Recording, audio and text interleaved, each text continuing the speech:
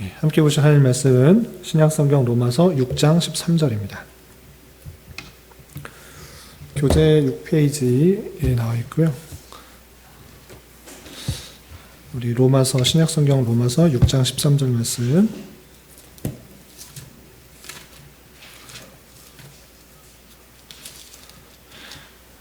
함께 봉독합니다. 또한 너희 지체를 불의의 무기로 죄에게 내주지 말고 오직 너희 자신을 죽은 자 가운데서 다시 살아난 자 같이 하나님께 드리며 너희 지체를 의의 무기로 하나님께 드리라. 아멘. 지난주까지 해서 교재 첫 번째 1부, 2부의 내용들을 다 배웠고요. 이제 3부로 시작하면서 좀 마음을 새롭게 하고자 새로 교재를 만들었습니다. 교재 하나씩 다 받으셨죠? 네. 교재 보시면 2페이지, 3페이지 이어가는 글이 있습니다. 지난주까지 해서 배웠던 내용들을 요약 정리한 글이니까 요거를 읽으면서 지난 1권에서 배웠던 내용들을 요약하고요. 이제 3권으로 시작하도록 하겠습니다. 3페이지 이어가는 글.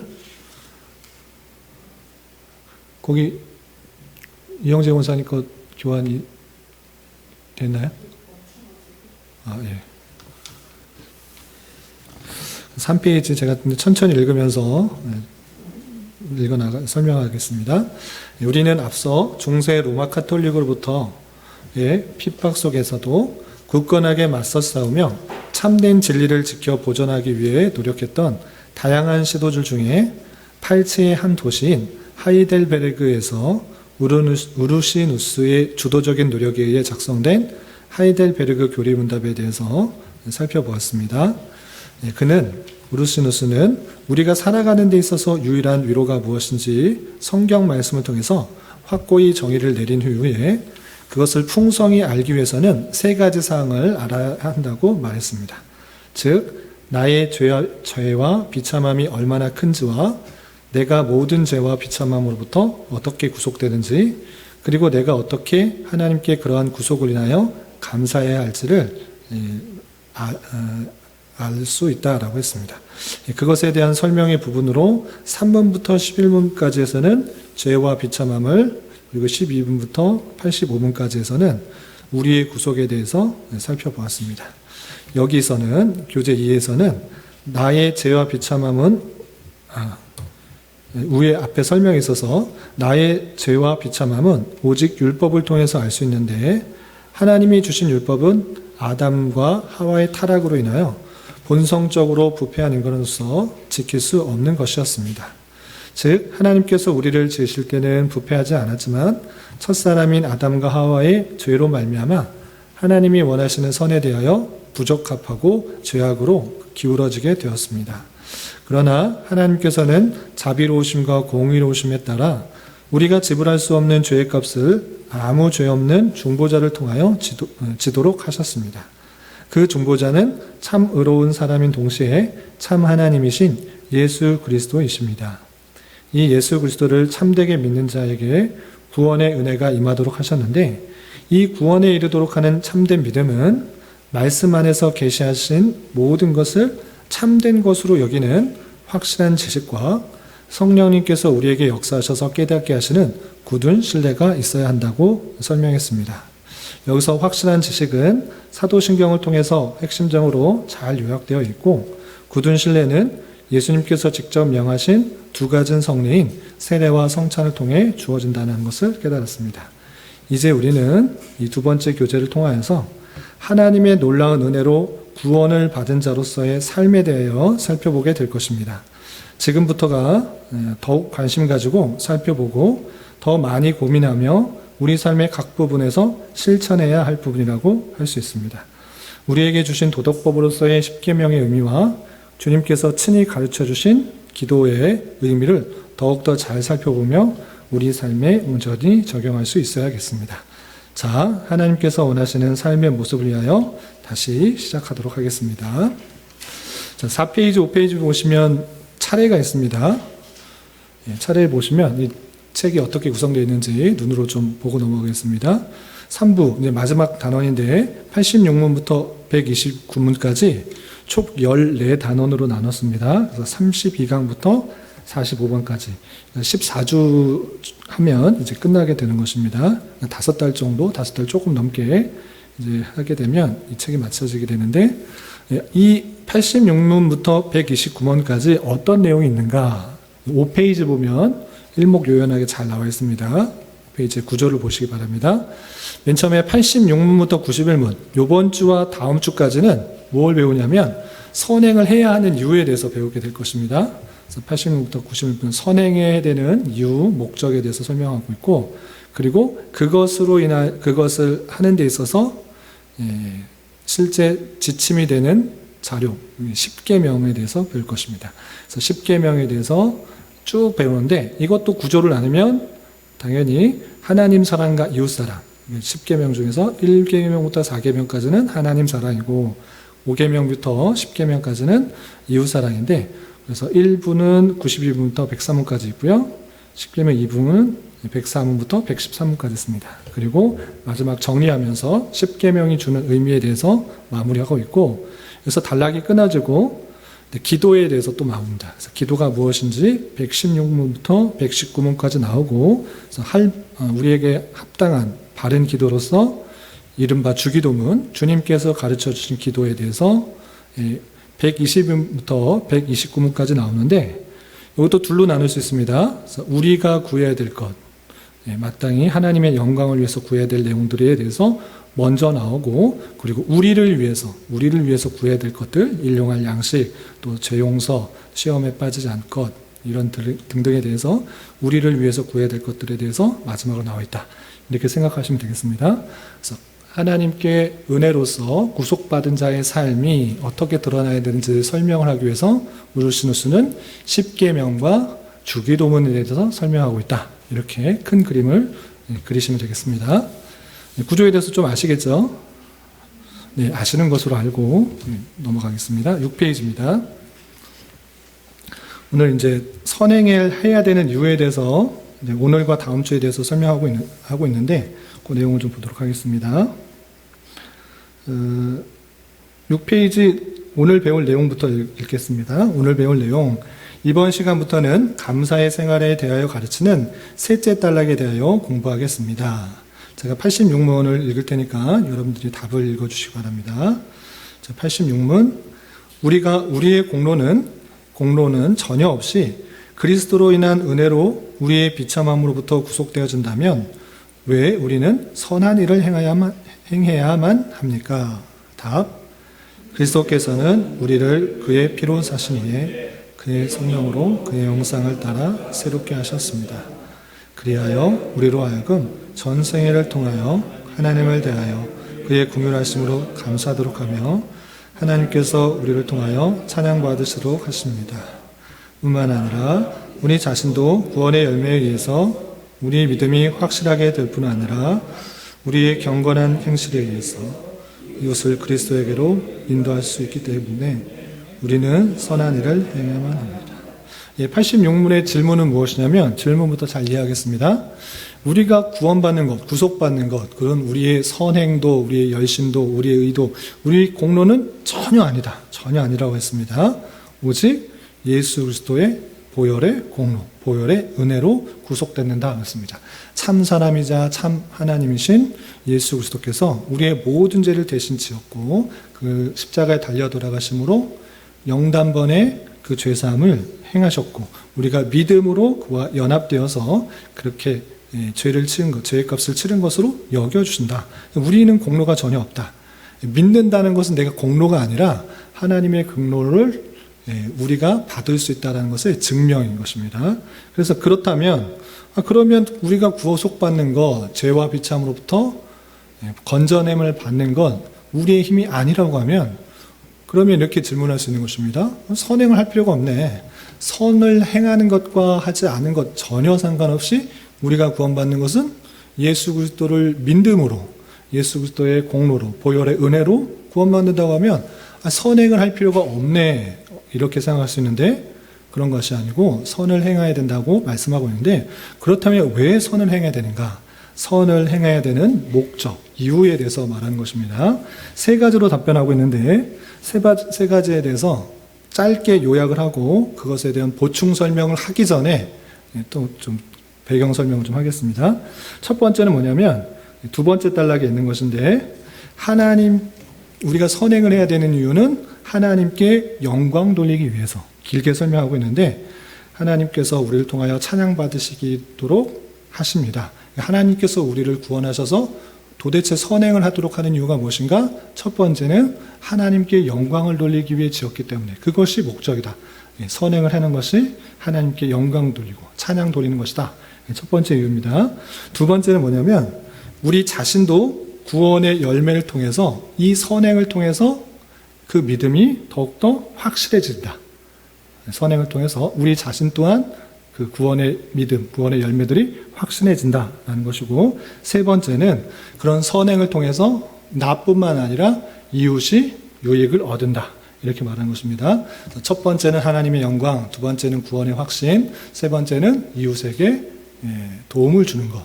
이렇게 해서 말한 것입니다. 그것이 선을 행해야 될 이유이다. 이렇게 말한 것인데, 좀 부차적으로, 구체적으로 이렇게 좀 써야 했는데, 간단하게 말하는 건 이것입니다. 정리되시죠? 선행을 해야 되는 이유, 하나님께 영광, 자신의 구원에 대한 그런 확신에 대한 것, 세 번째, 이웃에게 도움이 되는 것. 그것이 우리가 선행을 해야 되는 이유다. 구속받기 위해, 구원받기 위해서 선행을 하는 것이 아니라 하나님께 영광, 내 믿음이 굳건해지고 이웃에게 도움이 주는 것이다. 이렇게 성경은 말하고 있는 것입니다. 그런데 이것에 대해서 말하기 전에 알아두어야 될 것이 있습니다. 선을 행하는 이유, 선을 행해야 되는 목적에 대해서 설명하고 있는데, 그보다 앞서 우리가 정리해야 되는 것은 무엇이냐면 우리가 과연 선을 행할 수 있는가입니다. 능력의 문제. 예전에도 말씀을 통해서, 율법을 통해서 우리가 아무것도 할 수가 없다. 우리는 완전히 타락해서 완전히 기울어졌다. 이것들을 말했는데 이것을 다시 한번 정리를 해야 되는 것입니다. 선을 행할 수 있는 우리는 가능성이 있는가에 대해서부터 다시 정리하겠습니다. 그래서 선을 행할 수 있다라는 축, 우리 스스로의 힘으로 선을 행할 수 있다는 쪽과 선을 행할 수 없다라는 축으로 나뉘어집니다. 그러니까 우리는 왜 선을 행할 수 없느냐? 내가 언제든지 마음만 먹으면 여러 가지 선을 행할 수 있지 않느냐? 이렇게 말하는 사람들이 있기도 하고, 그렇지 않고 그럴 수 없다. 이렇게 말하는 것입니다. 대표적으로 이런 논의가 기독교 초대 기독교에서부터 계속적으로 논란이 났다는 것입니다. 어떤 논란이 있었느냐? 사람은 부패한 거 아니다, 타락한 거 아니다. 얼마든지 자신이 마음을 먹으면 선을 행할 수 있다. 이렇게 말하는 사람과 그렇지 않다라는 쪽으로 나눈 것입니다.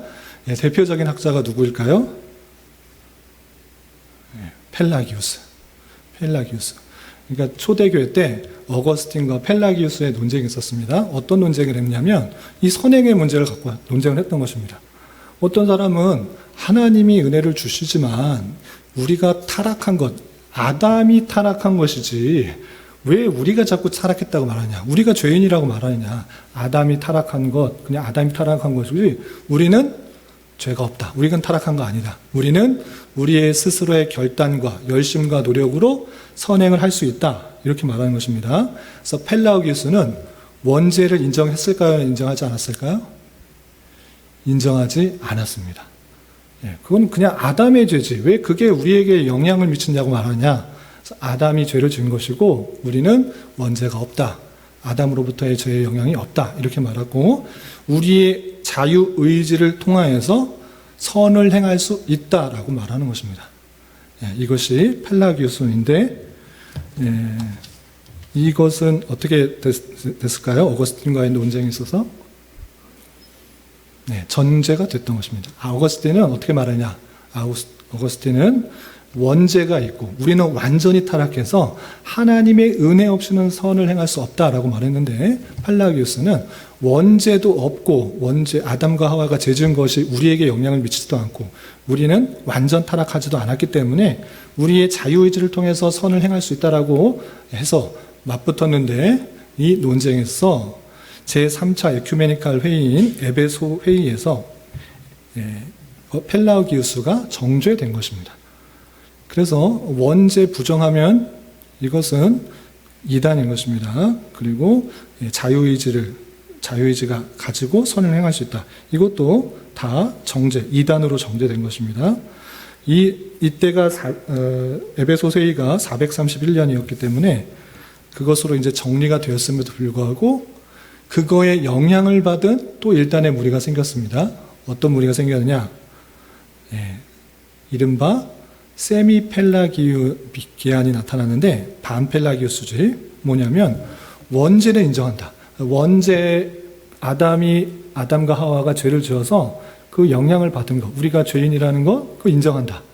그래, 여기까지는 인정합니다.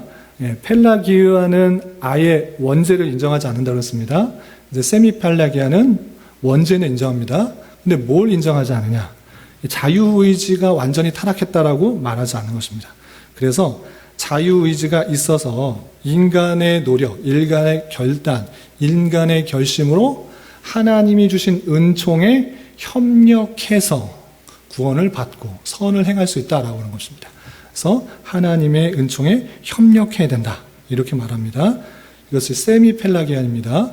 셋의 차이 아시겠죠? 다시 한번 정리합니다. 원죄도 있고 자유의지도 타락하였다. 자유의지도 없다. 노예의지만 있다. 이렇게 말하는 것이 어거스틴. 그리고 이것의 완전 반대. 원죄도 없고 자유의지도 있다라고 말하는 것이 펠라기안. 이것은 아까 말씀드린 것처럼 에베소위에서 이단으로 정죄된 것입니다. 성경과 맞지 않다라고 정죄됐습니다. 그럼에도 불구하고 이 펠라기안의 영향을 받은 세미펠라기안은 원죄는 인정하지만 완전한 타락, 완전한 부패, 인간의 자유의지가 완전히 타락하였다. 이것을 받아들이지 않고 하나님의 은총에 협력할 수 있다. 우리가 받아들여야지 하나님께서 은혜 주시는데 가만히 있으면 안 되고 당연히 우리가 반응을 해서 하나님을 붙잡아야지 이렇게 말하는 것. 아주 그럴싸하죠. 오늘날 기독교 복음주의에서 아주 흔하게 전하는 그 사실, 이 세미펠라기안의 이 사실도 오랑지 회의, 그러니까 529년의 회의에서 이단으로 정죄된 것입니다. 그러니까 원래 정통회의에서 인정된 것은 원죄도 있고 인간의 자유의지도 다 타락하고 부패하여서 인간의 스스로 결단과 열심과 어떤 것으로도 선을 행할 수 없다. 이것이 정통 교리인 것입니다. 그런 이후에 이제 중세 때는 완전히 이런 사상들하고는 전혀 별개의 그냥 교황이 시키는 대로 성경이 해석되고 또 그냥 행하면 됐어요. 중세 시대 때는 이런 논란과 논의들이 전혀 일어나지 않다가 중세 시대 때 마치고 종교 개혁 시대에 많은 종교 개혁자들이 어거스틴의 입장에 따라서 원죄도 있고 인간은 완전 부패하고 타락하고 하나님께서 은혜 주셔야지만 선행을 행할 수 있다. 하나님께서 은혜로 우리가 구원받을 수 있다. 전적인 은혜를 강조했습니다. 그런데 이 사상이 계속 지속된 것이 아니라 16세기, 17세기를 건너면서 칼빈이 세웠던 제네바의 그 신학교가 있는데 제네바에서 배웠던 네덜란드의 한 목사님이 아니었죠. 한 신학자가 제네바에서 공부를 하고 배자 밑에서 공부를 했던 그 아르미니우스라는 사람이 네덜란드로 다시 가서 공부를 잘 배우고 왔는데 이 개혁주의 신학, 어거스틴에 있는 그 신학, 종교개혁의 신앙을 반대해서 전혀 다른 이야기를 합니다. 어떤 얘기를 하느냐? 세미펠라기안이 말했던 그 주장을 그대로 주장하는 것입니다. 그래서 네덜란드에서 이 아르미니우스가 인간은 전적 타락하지 않았다. 그리고 하나님께서는 우리를 무조건적으로 선택한 것이 아니고 조건적으로 선택했다. 그리고 하나님과 사람이 협동해야 된다. 하나님께서 은혜 주셔야 되는데 당연히 은혜 주셔서 그렇게 하지만 사람이 그것에 반응을 해야 된다. 협동을 해서 구원에 이르게 된다. 이렇게 말하는 것입니다. 그래서 하나님께서 은총을 주셔도 사람이 거부하면 그 구원 못 받는다. 또한 하나님께서 은혜 주셔서 예수님 고백했는데 그것이 영원한 것인가? 그렇지 않고 사람이 거부하고 사람이 타락하면 그 은총에서 벗어날 수 있다. 이렇게 말을 하는 것입니다. 그래서 이 알미니우스주의와 이 정통 고마루스와 그 개혁파 전통이 부딪혔던 것입니다. 알미니우스 사상에 영향을 받은 사람들과 정통 개혁파 신앙에서 영향을 받은 사람이 또 당연히 누가 진짜인지 성경을 파보자 이렇게 해서 회의를 했던 것입니다. 그 회의가 도르트 회의인 것입니다. 1618년에 도르트 총회에서, 도르트라는 곳에서 알미니우스의 주의자와 정통 개혁주의자와 논란을 했는데 성경을 다 펼치면서 알미니우스의 주장 이 5가지 내용들이 다 잘못됐다라고 정죄를 했던 것입니다. 5가지 내용이 정립된 것이 이른바 튤립인 것입니다. 이해되시죠? 알미니우스 주장은 전적으로 타락하지 않았다. 그리고 하나님께서 조건적으로 선택하셨다. 그리고 인간이 얼마든지 하나님의 은총을 거부할 수 있다. 그리고 은혜로부터 탈락될 수 있다. 그리고 보편 속죄, 제한 속죄가 아니고 보편 속죄를 갖고 있다. 예수님께서는 세상 모든 사람을 위해 돌아가셨다. 모든 사람이 구원받기 원하신다. 만인 구원론, 보편 속죄를 말하는 것이 이 알미니우스인 것입니다. 근데 이 알미니우스는 다시 한번 말씀드리지만 이 튤립이라는 도르트 총회에서 튤립이라는 그런 결정에 의해서 다 정죄되었던 것입니다. 이단으로 정죄되었습니다. 그런데 이 정죄되었으니까 하나님께로 다 돌아오고 그렇게 되는데 그 사상을 버리지 않는 것입니다.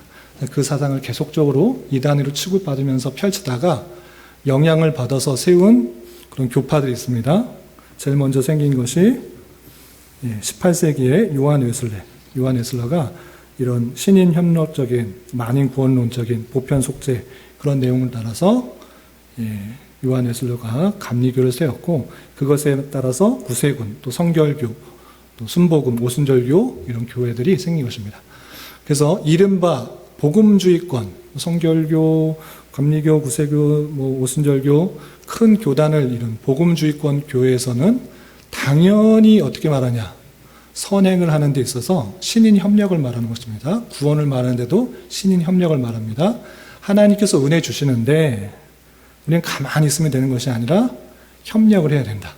하나님의 은혜를 붙잡아야 된다. 하나님의 은혜가 99.99, 우리는 0.1에 아주 작은 것이지만 협력을 해야 된다. 이렇게 표현하는 것입니다. 선행도 마찬가지로 우리가 완전히 타락하고 완전히 부패한 것이 아니라 우리가 하나님 은혜에 반응을 해서 이렇게 해야 된다. 이렇게 말하는 것입니다. 그런데 성경을 자세히 보니까 이 반응하는 것이 내가 아니라 하나님께서 주신 은혜다. 반응하지 말아야 된다. 우리는 그냥 로봇이다. 이걸 말하는 게 아니고 이 반응하는 것, 주님께 그 은총을 받아들일 수 있는 그것조차 하나님께서 주신 놀라운 은혜다. 그렇게 말하는 것입니다. 그러니까 하나님의 주권과 은혜와 영광을 더욱더 크게 하는 것입니다. 실수하지 않으시는 그 놀라우신 하나님께 영광을 돌리는 것입니다.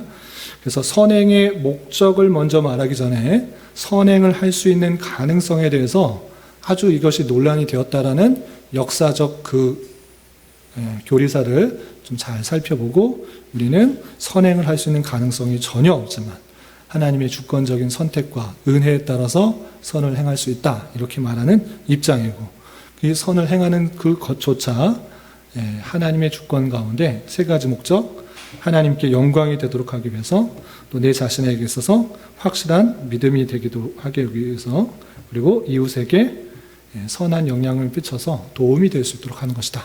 이렇게 하는 것입니다. 좀 정리가 되셨나요? 펠라기우스, 반펠라기우스, 알미니우스, 웨슬레 이것을 잘 알아야지 우리가 갖고 있는 입장과 차이점을 알고 무엇을 강조하고 드러내고자 하는지를 잘 알 수 있습니다. 이렇게 정리하시기 바라고 그럼 내용 본문을 좀 살펴보겠습니다. 아까 답을 보시면 그리스도께서는 우리를 그의 피로 사신 후에 그의 성령으로 그의 형상을 따라 새롭게 하셨습니다. 여기서도 주권이 누구에게 달려있는가가 중요합니다. 그리스도께서 주님께서 하신다는 것입니다. 우리가 스스로 한다는 것이 아니고 그리스도께서 성령으로 그의 형상을 따라 새롭게 하신다. 주님께서 하신다. 이렇게 하는 것입니다. 선행을 하게 하신다. 구원하는 것도 또 새롭게 하는 것도 하나님의 주권이라고 계속 말하는 것입니다. 그럼 왜 새롭게 말하는 것인가? 첫 번째, 전 생애를 통하여 하나님을 대하여 그의 긍휼하심을 감사하도록 하며 하나님께 우리를 통하여 찬양받으시도록 하신다. 쉽게 말해서 하나님께 영광 돌리기 위해서. 하나님께 영광 돌리는 게 무엇인데? 하나님께 감사하는 것, 하나님께 찬양하는 것, 그것이 영광 돌리는 것이다 하는 것입니다. 그래서 우리의 삶의 모습을 통해서 내가 믿었기 때문에, 내가 어떻게 했기 때문에 이것이 아니고 하나님께서 하셨다라는 것을 인하여 온전히 감사, 찬송, 영광을 주님께로 돌리는 것입니다. 그것이 선을 행하는 것을 통해서 하나님께서 나타나는 것입니다. 그래서 이것을 통해서 조금 더 확장해서 살펴봐야 될 것이 있는데, 하나님께서, 그러니까 우리가 선행을 하는 목적, 우리가 삶을 살아가는 목적, 하나님께 영광을 돌리기 위해서, 하나님을 찬양하기 위해서 이게 되어 있는데, 여기서 오해하지 말아야 될 것이 있습니다. 무엇이냐? 그럼 하나님께서는 우리가 찬양을 하지 않으면 영광스럽지 않은 분이신가? 또는 무엇이 부족한 분이신가? 우리가 찬송과 영광을 돌려야지만 하나님께서 완전한 분으로 드러나시는 것인가? 그런 것입니까? 아니십니다. 아닙니다. 하나님께서는 무엇이 부족하신 분이 전혀 아니십니다. 그런데 우리는 왜 하나님께 영광을 돌려야 됩니까? 하나님께 영광과 찬송을 덧붙여서 하나님께서 완전한 것처럼 그렇게 드러나야 되는 것입니까?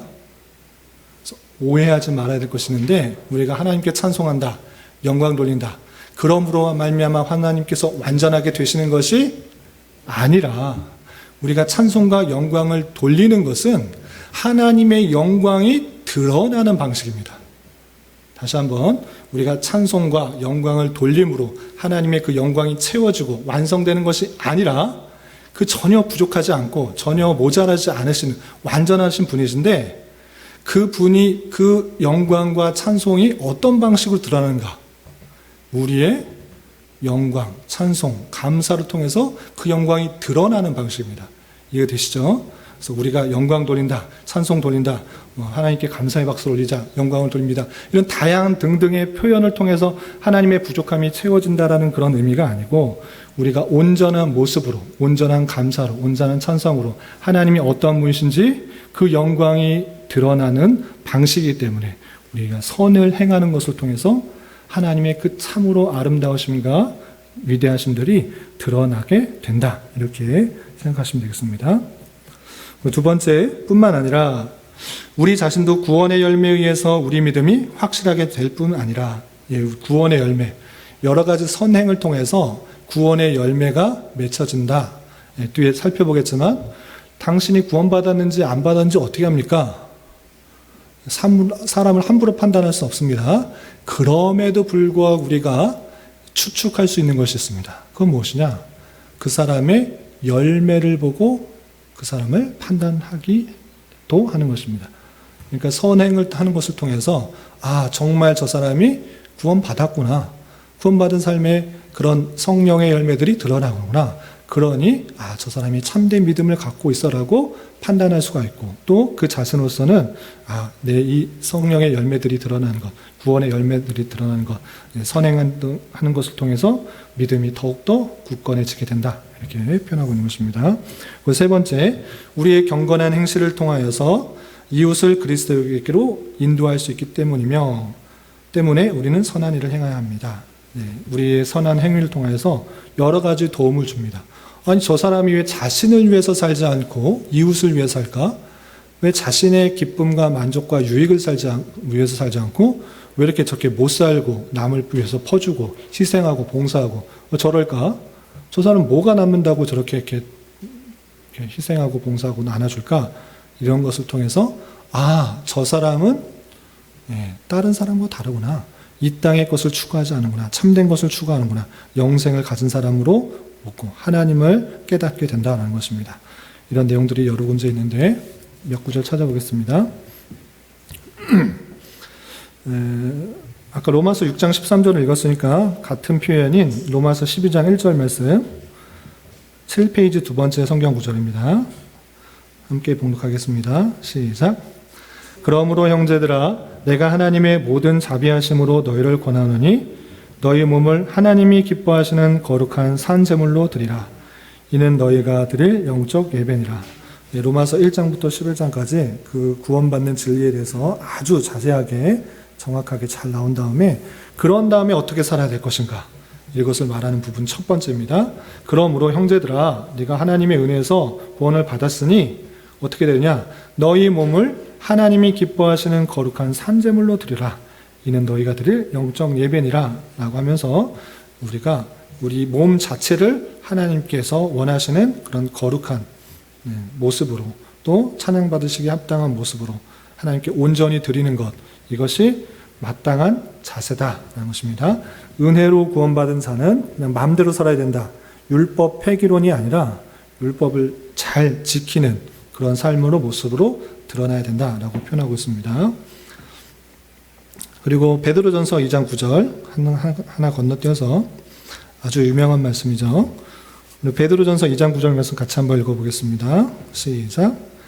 그러나 너희는 택하신 족속이요 왕같은 제사장들이요 거룩한 나라요 그의 소유가 된 백성이니 이는 너희를 어두운 데서 불러내어 그의 기이한 빛에 들어가게 하신 이의 아름다운 덕을 선포하게 하려 하심이라. 우리의 정체성에 대해서 잘 표현해 주겠습니다. 너희는 택한 족속이고 왕같은 제사장들이고 거룩한 나라다. 그의 소유가 된 백성이다. 하나님께서 우리에게 주신 은혜에 따라서 우리의 정체성이 아주 잘 요약 정리되어 있습니다. 그런데 왜 이렇게 되었나? 왜 이렇게 하나님의 놀라운 백성이 되었는가? 그것은 너희를 어두운 데서 불러내요. 기이한 빛에 들어가요. 지옥에서 천국으로 가는 이런 놀라운 하나님의 놀라운 은혜를 선포하게 하려 하십니다. 너만 구원받게 하는 것이 아니라 구원받았다고 하면 그 은혜, 그 놀라운 하나님의 덕, 하나님의 그 자비하심과 인자하심과 사랑, 이 모든 것을 선포하려고, 이 은혜 받았으면 너 그 받았고 가만히 이렇게 있는 것이 아니라 이 감사를, 이 은혜를 선포하도록 하게 한 것이다. 이렇게 표현하고 있는 것입니다. 그래서 우리의 받은 은혜들을 잘 선포하는 것, 그 아름다운 주님을 드러내는 것, 이것이 마땅한 삶이다라고 하고 있습니다. 그리고 고린도전서 6장 20절은 제가 읽어보겠습니다. 값으로 산 것이 되었으니 그런즉 너희 몸으로 하나님께 영광을 돌리라. 너희 몸으로 하나님께 어떻게 영광을 돌립니까? 하나님의 주신 말씀을 잘 지키는 것, 하나님 사랑과 이웃 사랑을 잘 실천함으로 그것이 하나님께 영광이 드러나는 방식으로 되어 있는 것이다 라고 표현하고 있습니다. 그리고 마태복음 5장 16절, 이것도 유명한 구절인데 우리의 착한 행실을 통해서 이웃에게 영향을 끼칠 수 있다라는 그런 좋은 말씀입니다. 우리 마태복음 5장 16절 말씀 같이 한번 읽어보겠습니다. 시작. 이같이 너희 빛이 사람 앞에 비치게 하여 그들로 너희 착한 행실을 보고 하늘에 계신 너희 아버지께 영광을 돌리게 하라. 우리가 선행을 하게 하는 것, 우리가 우리의 유익과 우리의 드러남과 우리의 기쁨 때문에 하는 것이 아니라 이런 착한 행실을 통해서 믿는 사람은 다르구나.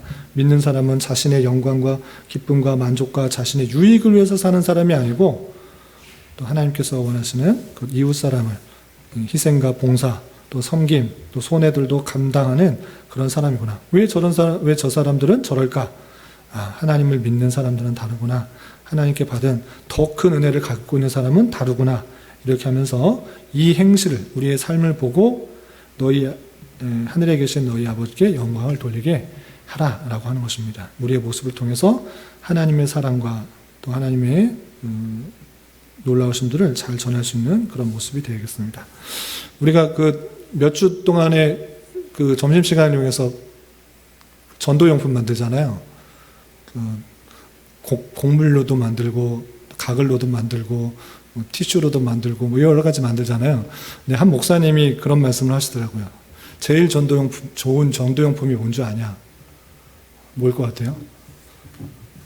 네? 네? 내 자신. 우리 자신.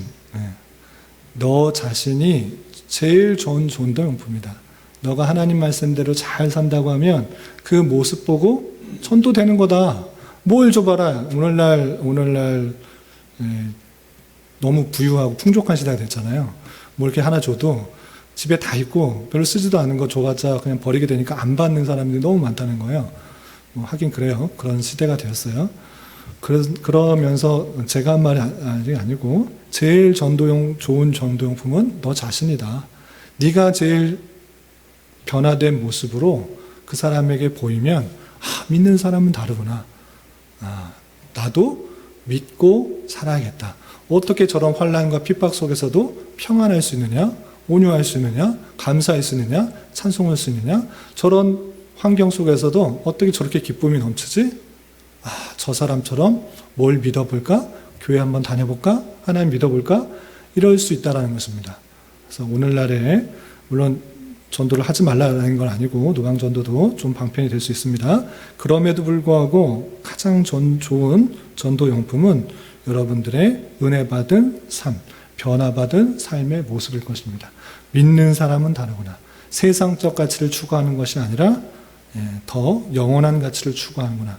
그 가치를 위해서 희생할 수 있고 손해볼 수가 있고 또 나눠줄 수가 있다. 이런 식의 그 내용을 통해서 하나님 아버지께 영광을 돌리게 하고 하나님께로 인도될 수 있다고 하면 우리 제 자신이 제일 좋은 전도용품, 표현이 그렇지만 그런 모습이 될 것입니다. 그런 우리가 되어야 되겠습니다.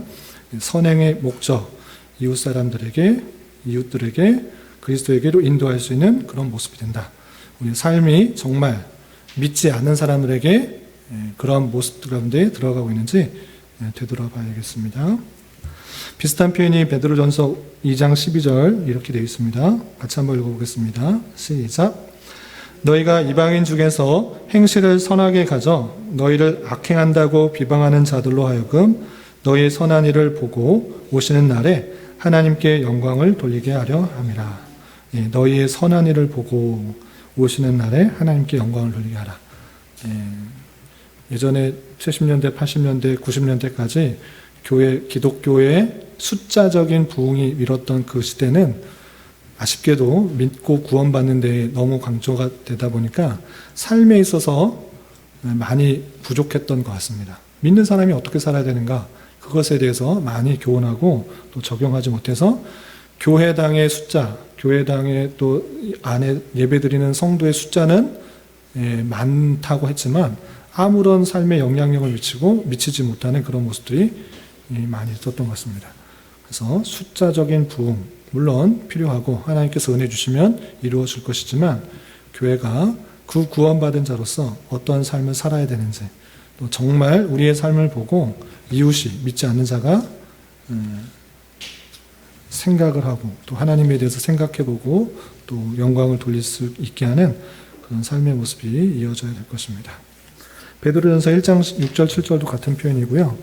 뒷쪽 8페이지 보시면 마태복음 7장 17절과 갈라디아서 5장 22절에서는 우리 선한 행실을 내가 맺는 것이 아니라, 내가 만들어내는 것이 아니라 그리스도께서 성령을 통하여서 다양한 형편과 여건을 통해서 그런 열매를 만들어 나가신다, 이렇게 표현하고 있는 것입니다. 마태복음 7장 17절 먼저 같이 읽어보겠습니다. 시작. 이와 같이 좋은 나무마다 아름다운 열매를 맺고 못된 나무가 나쁜 열매를 맺나니, 그 나무 열매를 보고 그 나무가 어떤지 알 수 있는 것입니다. 사과가 열면 사과나무, 배가 열면 배나무, 또 좋은 열매를 맺으면 좋은 나무, 이렇게 판단하는 것입니다. 그래서 그 열매가 무엇이냐라고 할 때 그가 하는 행동의 모습이라고 할 수 있겠습니다. 그래서 하나님을 온전히 믿는다고 하면 그 열매가 결코 악하게 될 수 없다, 이렇게 표현하고 있는 것입니다. 왜 그러한가? 하나님께서 그를 그렇게 만들어 가시기 때문이다 라고 표현하고 있는 것입니다. 그래서 갈라디아서 5장 22절 이하는 이렇게 표현하고 있는 것입니다. 그 밑에 구절 갈라디아서 5장 22절부터 23절까지 같이 한번 읽어보겠습니다. 시작. 오직 성령의 열매는 사랑과 희락과 화평과 오래 참음과 자비와 양선과 충성과 온유와 절제니 이 같은 것을 금지할 법이 없느니라. 성령의 열매에 대해서 이렇게 쭉 설명하고 있는데, 이런 것들이 우리에게서 나가는 그런 다양한 모습일진데, 중요한 표현은 그 다음에 있습니다. 이 같은 것을 금지할 법이 없느니라 라고 했을 때 성령께서 그 택하신 백성들을 그 하나님의 자녀답게 만드는 하나님의 주권과 하나님의 역사가 있는 것입니다. 하나님께서 각 사람에게 힘과 능력이 없어서 고난과 고통을 주시지 않는 것이 아니라 인내가 어떻게 나타나는가? 너희들이 인내가 생기려면 어떻게 되는가? 고통을 참을 수 있을 정도의 고통과 환난을 주면서 계속 오래 참을 수 있고 인내하도록 하는 것입니다. 사랑의 모습들이 어떻게 나타나는가? 사랑이 뚝 떨어지는 것이 아니라 정말 사랑할 수 없는 사람들을 주변에 붙여줘서 저 사람도 사랑할 수 있도록 하나님께서는 다양한 환경과 여건을 조성해서 사랑하도록 훈련시키시고 그렇게 열매를 맺어가시는 것입니다. 그런데 이렇게 성령께서 이런 다양한 환경과 여건을 통해서 행하고 이것을 금지할 수 없다. 하나님께서 그렇게 하시겠다. 하나님께서 택하신 백성들을 그런 좋은 열매 맺는 성령의 열매의 다양한 모습으로 드러나게 하나님께서 훈련시키시겠다라고 말씀하시는 것들을 눈여겨봐야 될 것입니다. 정리되셨죠? 베드로전서 3장 1절 2절은 나중에 참조해 보시기 바라고 요약 읽어보겠습니다.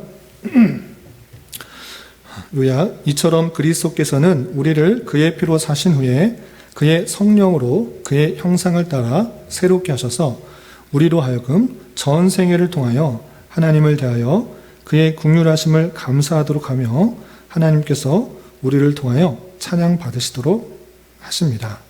나아가 우리 자신도 구원의 열매에 의해서 우리 믿음이 확실하게 될 뿐 아니라 우리의 경건한 행실에 의해서 이웃을 그리스도에게로 인도할 수 있게 되기 때문에 우리가 그리스도로 인한 은혜로 우리의 비참함으로부터 구속되어졌음에도 우리는 선한 일을 행해야만 합니다. 그렇습니다.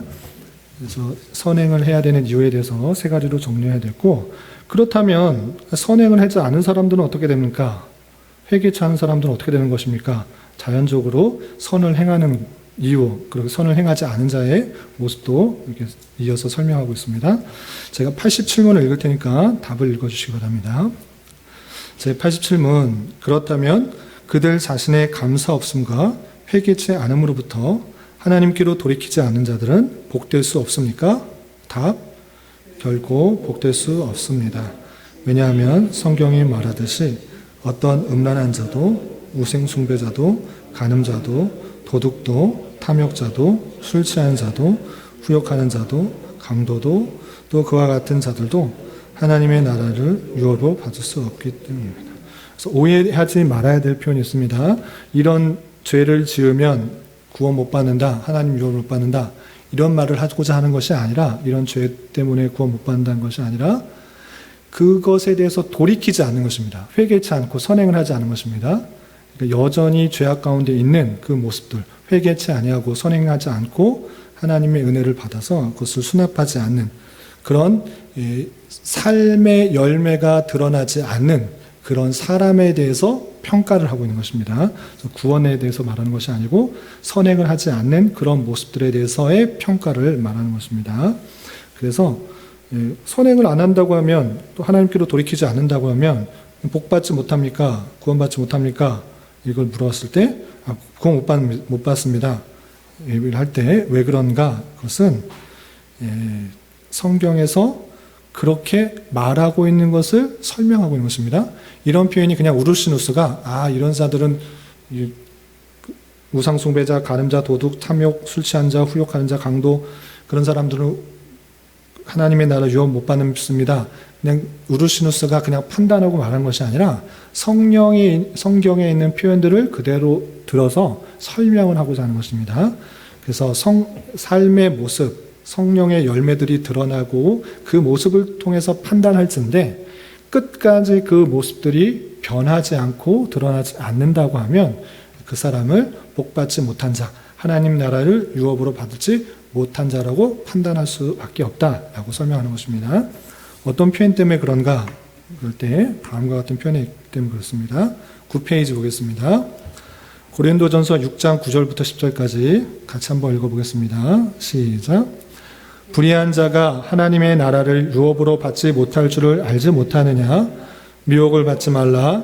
음행하는 자나 우상 숭배하는 자나 간음하는 자나 탐색하는 자나 남색하는 자나 도적이나 탐욕을 부리는 자나 술 취하는 자나 모욕하는 자나 속여 빼앗는 자들은 하나님의 나라를 유업으로 받지 못하리라.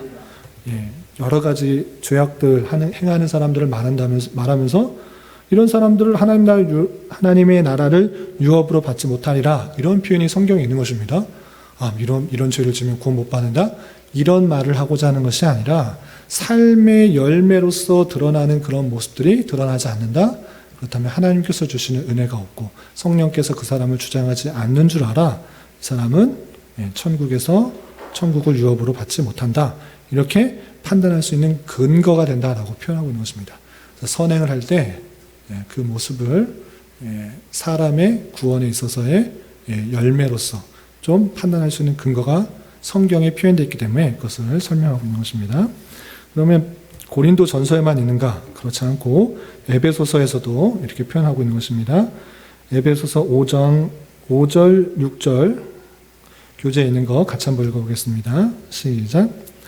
너희도 정녕 이것을 알거니와 음행하는 자나 더러운 자나 탐하는 자 곧 우상 숭배자는 다 그리스도와 하나님의 나라에서 기업을 얻지 못하리니 누구든지 헛된 말로 너희를 속이지 못하게 하라. 이로 말미암아 하나님의 진노가 불순종의 아들들에게 임하나니. 이런 다양한 죄들에 있어서 하나님의 나라 못 받는다. 이런 표현들이 있는 것입니다. 그러니까 삶의 그 마음 속에서 중심들이 드러날 때, 삶의 모습들이 드러날 때 그 사람이 구원받았는지 안 받았는지 판단하는 기준이 되는데 절대적인 기준이 아니라 이럼에도 불구하고 회개할 수 있는 것입니다. 언제든지 회개하고 하나님의 은혜가 할 수 있는데 선행에 있어서 우리가 그 사람을 어떻게 또 생각해야 될지 또 판단할 수 있는 기준들이 성경에 표현되어 있다는 것입니다. 요한일서 3장 14절은 제가 읽겠습니다. 우리는 형제를 사랑함으로 사망에서 옮겨 생명으로 돌아간 줄을 알거니와 사랑하지 아니하는 자는 사망에 머물러 있느니라 라고 하면서 형제를 사랑하는 그 모습들이 구원받은 사람에게 드러나고 또 그런 것이 삶으로 드러나는 것이 선행이고 그렇지 않는 모습들은 사망 또 하나님 나라를 유업을 받을 수 없다. 이렇게 강력하게 표현되고 있는 것을 볼 수 있습니다. 이처럼 그들 자신의 감사 없음과 회개치 않음으로 하나님께 돌이키지 않는 자는 결코 복될 수 없습니다. 하나님의 나라를 유업을 받을 수 없다. 그래서 선행에 대해서 우리가 사람이 구원받았는지 안 받았는지 또 그 사람이 어떤 모습 가운데 있는지 판단할 수 있는 하나의 근거가 되지만 이것이 절대적이다 이렇게 표현해서는 안 될 것입니다. 여기까지 되어 있는데 혹시 질문하실 거 있으신가요? 없으시죠? 다음 주까지 선행을 해야 되는 이유에 대해서 살펴보고 그런 가운데 있어서 하나님께서 주신 기준으로서의 10계명 그 내용들을 하나하나 살펴보도록 하겠습니다. 요약과 다짐 읽고 마치겠습니다. 그리스도께서는 우리를 그의 피로 사신 후에 그의 성령으로 그의 형상을 따라 새롭게 하셔서 우리로 하여금 전 생애를 통하여 하나님을 감사하도록 하셨습니다. 성도가 행하는 선행은 구원받기 위한 선행이 아니라 은혜로 구원받기 때문에 행하는 선행입니다. 예수 그리스도로 말미암아 구원의 은혜를 받은 자로서 감사와 감격 가운데 선을 추구하며 살아야 하겠습니다. 우리의 처해진 위치에서 하나님의 말씀을 잘 순종함으로 그리스도의 사랑을 잘 전할 수 있는 우리 모두가 될 수 있기를 부탁을 드립니다. 기도하겠습니다.